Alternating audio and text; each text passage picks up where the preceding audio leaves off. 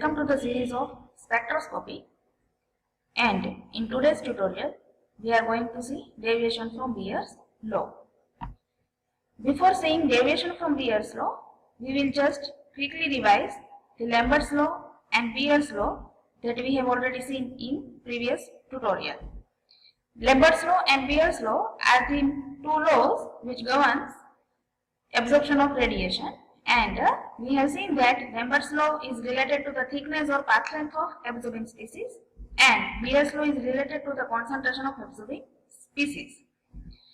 And these two laws are applicable under the following condition only, where I is equal to IA plus IT, which means reflection or scattering should not take place, and in that condition only these Lambert's law and Beer's law are obeyed. And other conditions are, the light must be monochromatic light. In the case of polychromatic light, these two laws cannot be obeyed, and the medium must be transparent. The medium containing our sample or absorbing species must be transparent. If it is hazy, that in that condition scattering occurs, scattering of the radiation takes place, and in the case of scattering, Lambert's law and Beer's law cannot be followed. Now, Lambert's law states that monochromatic light, when passes through a transparent medium, the rate of decrease in intensity of radiation with increasing thickness of the medium is directly proportional to the intensity of incident light, which means decrease in intensity of radiation with increase in thickness of the medium. Obviously, because medium contains our absorbing species or sample, and as the thickness of that medium increases, intensity of radiation passing through it decreases, and that decrement is directly proportional to the intensity of incident light. Here see, IO means incident radiation intensity, then IT means intensity of transmitted radiation, and small t indicates thickness of the medium. As T increases, IT decreases, right? And the equation for Lambert's law is I is equal to I0 e to the negative power of KT. That we have derived this equation in previous lecture, and the final equation of Lambert's law is I is equal to I0 e to the negative power of KT, where I is the intensity of transmitted light, I0 is intensity of incident light, K is proportionality constant, and T is thickness of the medium through which radiation is passing, because Lambert's law is related to the thickness of the medium or path length. Then the Beer's law is similar to the Lambert's law, but here concentration of absorbing species takes place of thickness of the medium. This law, Beer's law, states that the decrement in intensity of incident radiation with increasing concentration of absorbing species is directly proportional to the intensity of incident light. Obviously, as concentration of absorbing species increases, intensity of radiation decreases, and this decrement is directly proportional to the intensity of incident light. As the concentration of absorbing species increases, in the intensity of radiation passing through it is decreased. Here, small c indicates concentration of absorbing species. And final equation is similar, but small c takes place of small t, right, where c is the concentration of absorbing species. So this is the equation of Beer's law. Now, so the combined Lambert's Beer's law will be capital A is equal to small b and small c, A into b into c, where A indicates absorptivity, B indicates thickness of the medium or path length of radiation, and C indicates concentration of absorbing species. So we can say that capital A means absorption of the solution is directly proportional to the concentration of absorbing species when optical path length means B is fixed, or absorption is directly proportional to optical path length when concentration of absorbing species C is fixed, right? So this whole thing we have seen in previous lecture, right? Now we will see deviation from Beer's law, because in most of the instruments the path length B or the thickness of the medium small t is fixed, and of which value is 1 centimeter. So, and in analytical chemistry we have to more deal with the concentration of absorbing species. So here we will see the deviation from Beer's law. But you can say that this deviation is from Lemmer's-Beer's law also, means deviation from combined law also, because all these factors also affect Lemmer's law. But in most of the instruments, the path length of the medium is, the thickness of the medium or path length of the radiation is fixed, of which value is 1 centimeter. So there is no effect on that, and so this deviation is known as deviation from Beer's law. But all these factors similarly affect Lemmer's law also. Now we have seen that Lemmer's law states that as the concentration of observing species increases, intensity of radiation which is passed through the observing species is decreases. Right? Means intensity of radiation and concentration of observing species are inversely proportional. Right? And obviously, as the concentration of observing species increases, absorption of the radiation increases. Because who absorbs the radiation? So our observing species absorb radiation. So as the concentration of absorbing species or concentration of our sample increases, absorbance increases. So when we plot a graph of absorbance against concentration, here absorbance is of radiation and concentration is of our absorbing species. So when we plot a graph of absorbance versus concentration, and if it gives a straight line, the system means our whole system, our sample and our system is said to obey Beer's law. Means our system follows Beer's law. But if by plotting absorbance versus concentration we cannot get a straight line, then our system is said to undergo deviation from Beer's law. Which means if we could not get straight line, then we can say that our great system does not follow Beer's law. Means that system has undergone deviation from Beer's law. Basically, two types of deviation from Beer's law are there. First one is positive deviation and second one is negative deviation. These are the major two deviations which are known as positive deviation and negative deviation. We will see one by one. First is positive deviation. Small change in concentration produces larger change in absorbance, and this condition is known as positive deviation from Beer's law. See in the graph, students, small change in concentration causes large change in absorbance. Right? First of all, this system does not give a straight line, and a small change in concentration causes very large change in absorbance. Right? You can see clearly this in graph, and so our resultant curve is not a straight line, but our resultant curve is concave upwards. It is concave upwards, right? And this condition is known as positive deviation from Beer's law. I am repeating. Small changes in concentration produces larger changes in absorbance, and the resultant curve is concave upwards. This condition is known as positive deviation from Beer's law. Now, then what is known as negative deviation? Here, the condition reverse.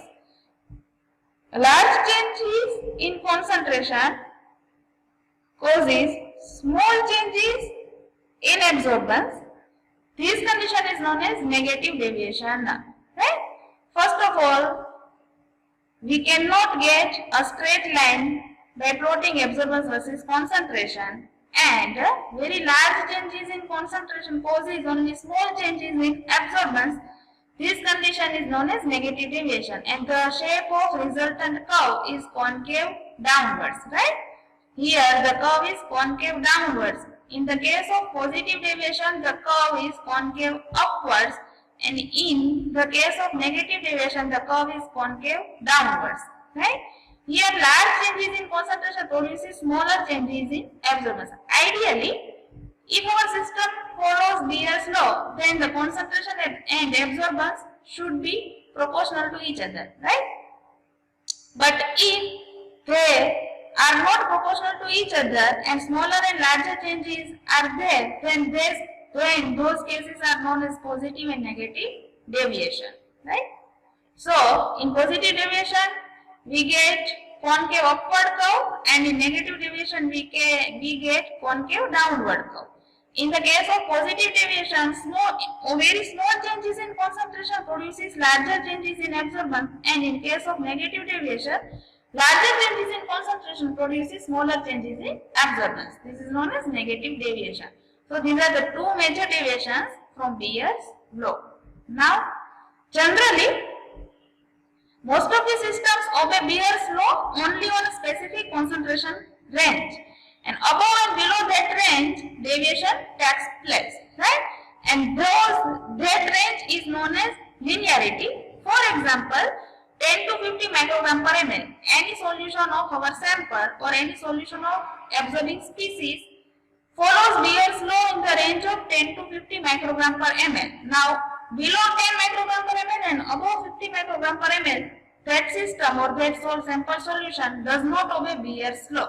So, for that system or for that solution, its linearity range is 10 to 50 microgram per ml. So, we have to work in this concentration range only. We cannot go beyond this range.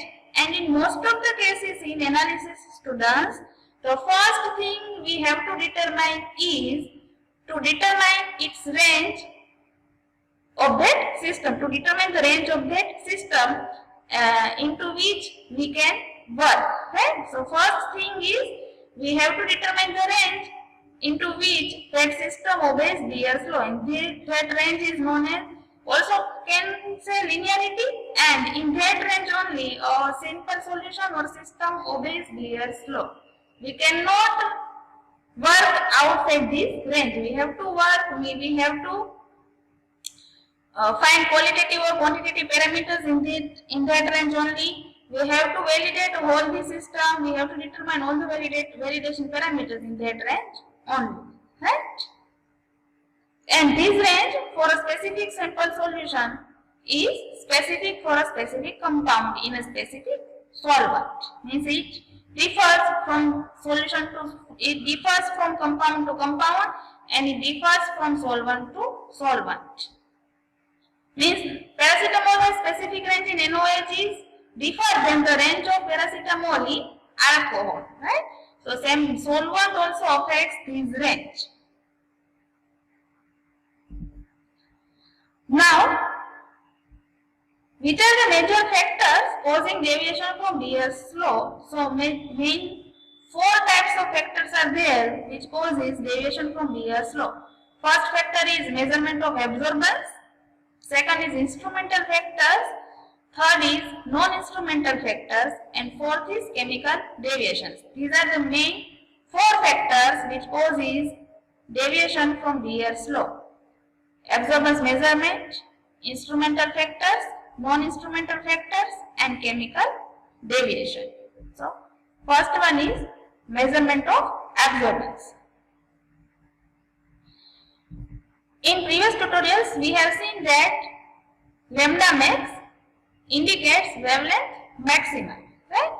And wavelength maxima, lambda max means the wavelength at which a compound shows maximum absorbance is known as lambda max, right?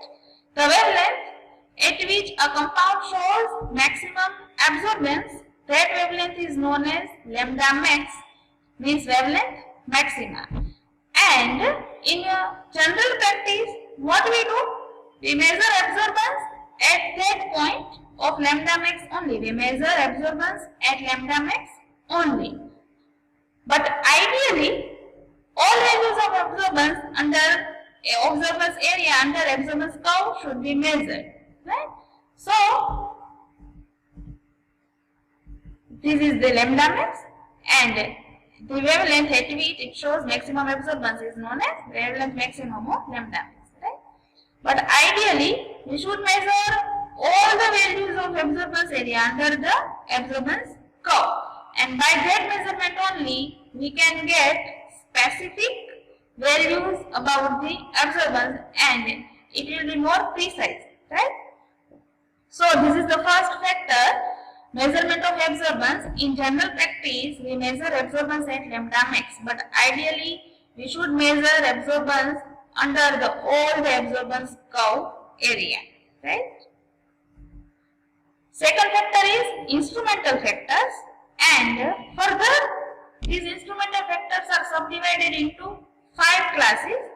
First one is polychromatic light, second is spectral slit width, third is measurement speed, fourth is stellite, and fifth is instability of radiation source. These 5 are the instrumental factors which causes deviation from Beer's law. First is polychromatic light. In starting, we have already seen that, and in previous lecture also, that Lambert's law and Beer's law are followed in case of monochromatic light only. They cannot be followed in case of polychromatic light. And you already know, students, that the light or the radiation having only one specific wavelength is known as monochromatic light. Mono means one. Monochromatic light. And the light or radiation having more than one wavelength is known as polychromatic light. Poly means more than one. Polychromatic light. Right? And we already know that Lambert's law and Beer's law are followed in case of monochromatic light only.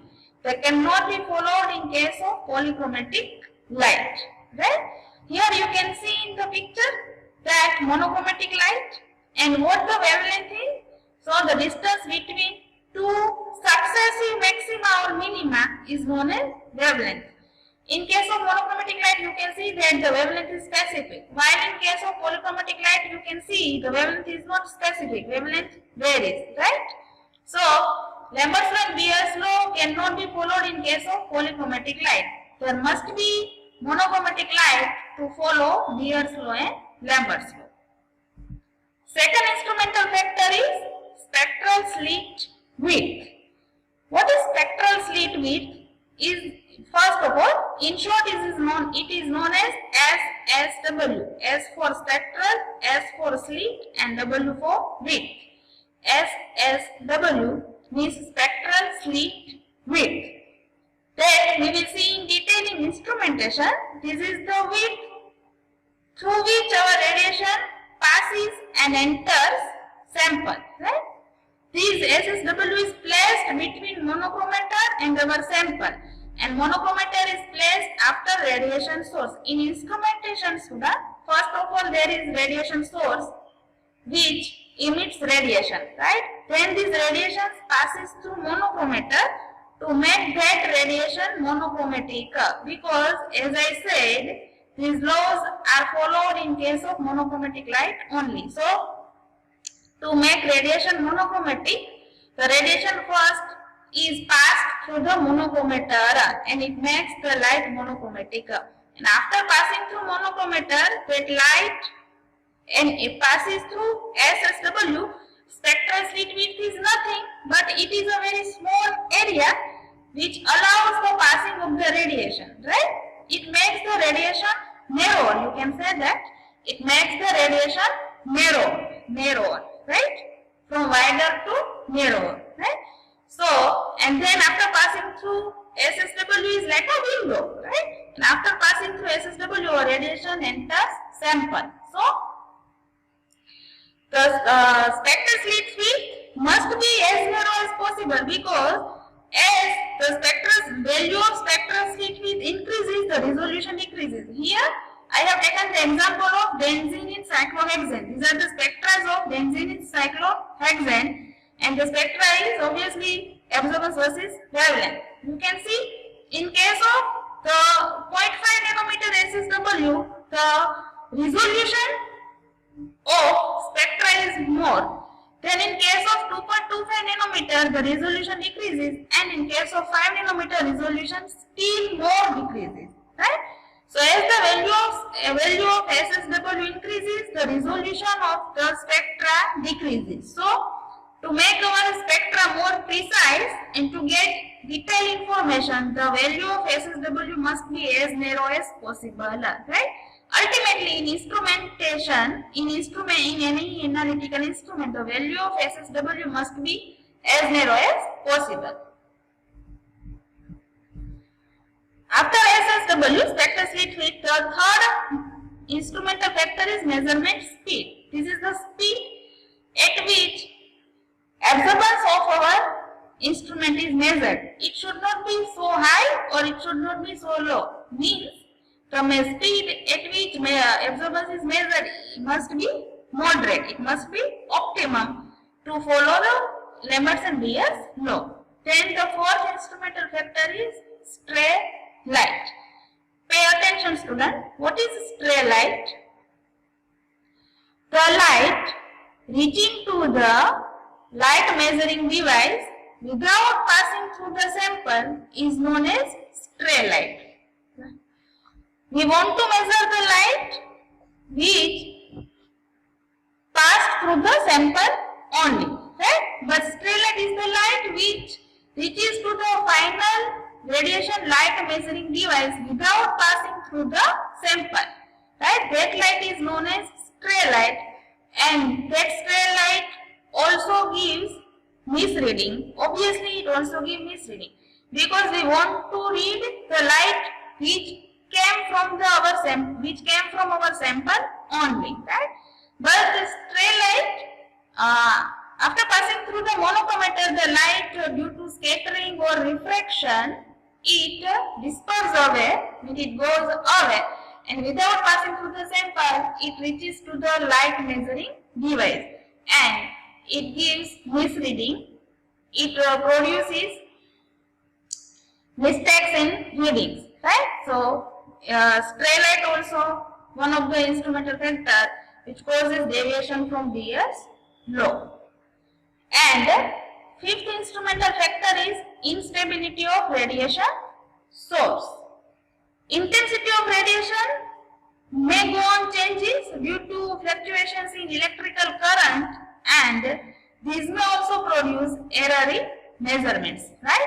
So our radiation source through which radiation is coming must be stable.